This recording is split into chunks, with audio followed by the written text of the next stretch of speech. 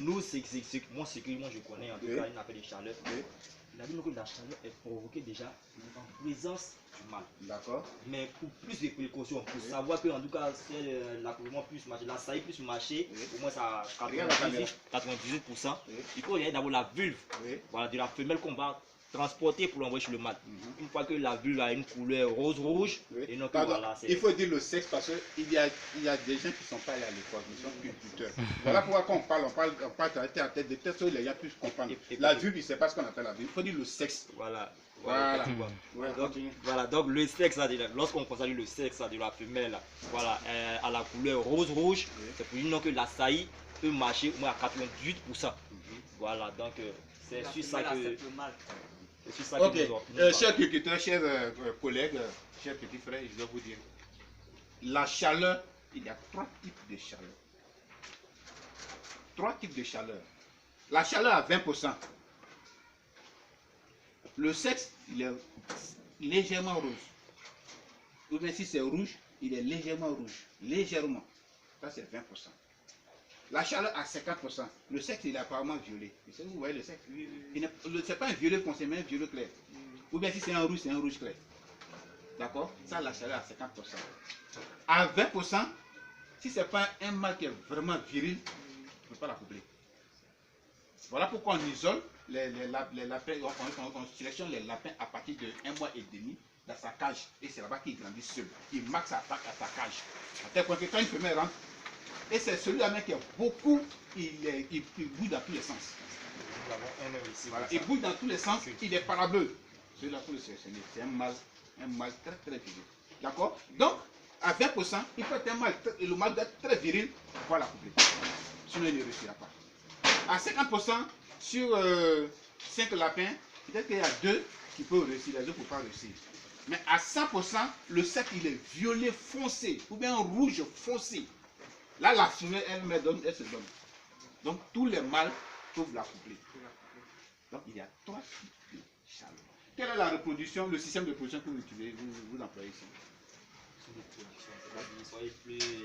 D'accord. Le système de production, il y a domestique, la reproduction domestique, semi-industrielle, industrielle. Nous, on se base sur le système semi-industriel. Semi-industriel. Ok, semi-industriel. Par contre, les aliments que vous utilisez ne sont pas favorables à la production semi-industrielle. Vous voyez un peu? Parce que quand tu parles du type d'aliment, quand tu parles du type de production, reproduction, le système, c'est que ça doit correspondre à l'aliment. L'aliment que vous utilisez ne correspond pas à votre système de reproduction. Les aliments que vous utilisez, c'est pour la reproduction domestique ou bien lente. Donc, les granulés ne sont pas favorables à la production semi-industrielle. Donc, vous n'atteignez jamais votre but. Bon, là, de ce côté-là aussi, j'ai une question. Okay. Bon, si quelqu'un qui n'a pas les moyens de pouvoir s'acheter les aliments de bonne qualité, c'est-à-dire les aliments importés, comment est-ce qu'il doit s'arranger pour pouvoir augmenter sa production? Que doit-il faire? Ok, quand on parle de production, il y a plusieurs demandes qui rentrent en ligne de compte. D'accord? Les granulés, la chaleur, parce que c'est ce qu'il dit tout à l'heure, c'est l'aliment qu'il mange, que la femelle mange, qui provoque la chaleur en elle. D'accord? Donc s'il n'y a pas de chaleur, il n'y aura pas de reproduction.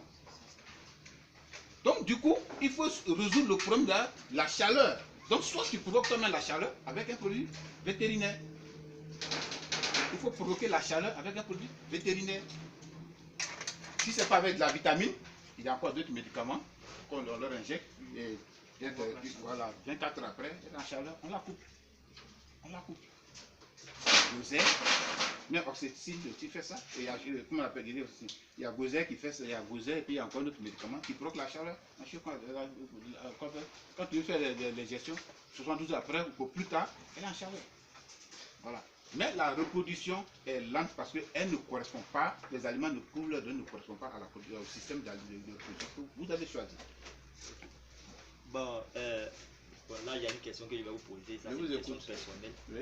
Disons, quand vous avez regardé déjà Ouais, vous voyez ici comme ça, tout ça, c'est seulement que pour les... Ce sont les cages de maternité. D'accord. Donc disons que 20 fois 4, ça fait 80. Donc avec ces 80 cages là, est-il possible de pouvoir avoir au moins ça chaque mois 400 lapéros? Est-il possible? Vous avez dit à la moyenne 5. Vous avez dit vous avez combien de femelles repos? Donc c'est ça que je suis en train de dire là. C'est ce projet que nous vous avez combien? Vous avez 80 femelles. Voilà. 80 femelles, il faut les multiplier par 5. Avec un taux de mortalité de moins 10%, prenons peut-être un lapéro qui va rester peut-être 4. Donc quand tu prends 4 lapéros multiplié par 80, ça fait combien? 4 fois 8, 5, ça fait 400, ça fait 300 et quelques. 300 et quelques. 320. Si la 320. Voilà où intervient le système de reproduction. Parce que ce qu'on appelle un système de l'an, c'est que la femelle, c'est quand elle accepte ses enfants, qu'on la couple. Donc quand elle est gestante, ça fait 30 jours. Elle met bas, ça fait 30 jours. Ça fait chaque 60 jours. Donc quand il y a combien de fois 60 jours dans l'année? C'est-à-dire 6 fois. Dans l'année, elle met pas 6 fois. Et si on met peut-être un jour, un mois de repos dedans, ça fait 5 fois dans l'année. Ça, c'est la reproduction lente.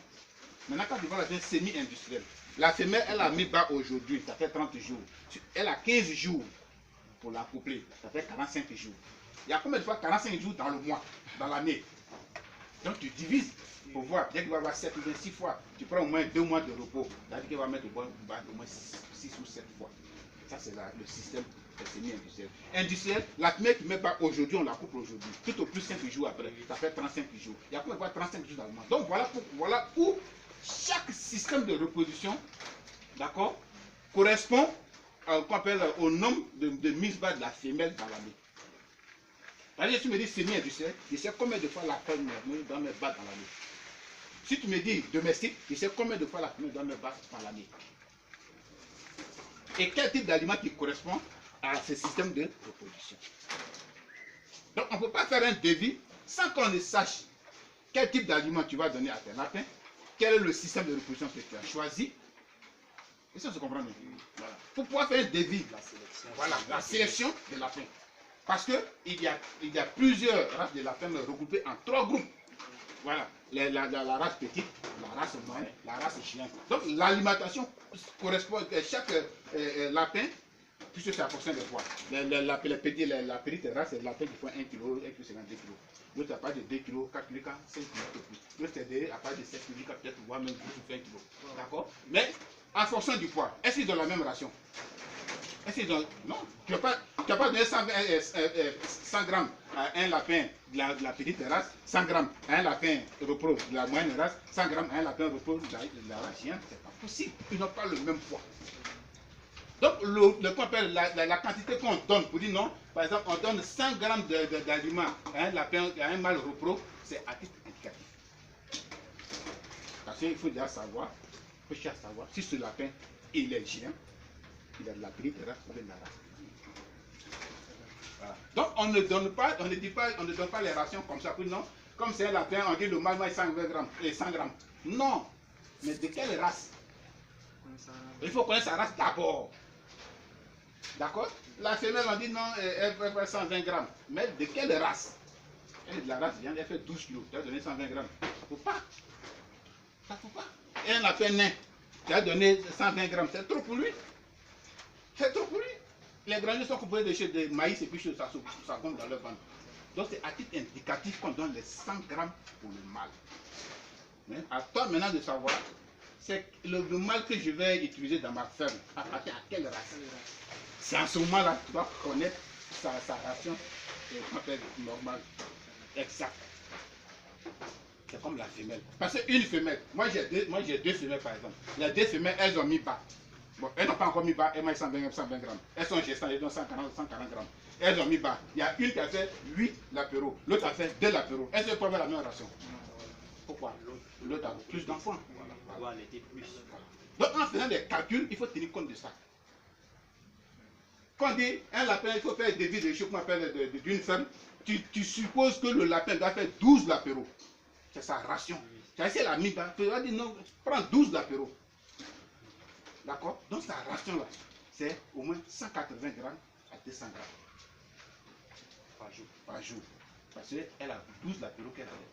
Maintenant, si elle n'a pas fait 12 apéros et qu'elle a fait 5 apéros, tu réduis. Ça fait.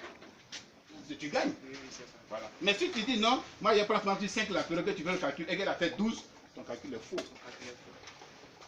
Chers amis, nous allons prendre une pause. C'était des petits conseils d'usage pratique. Voilà, tout à l'heure, et théorique, pardon. Tout à l'heure, on va faire une seconde vidéo. Donc, donnez une minute.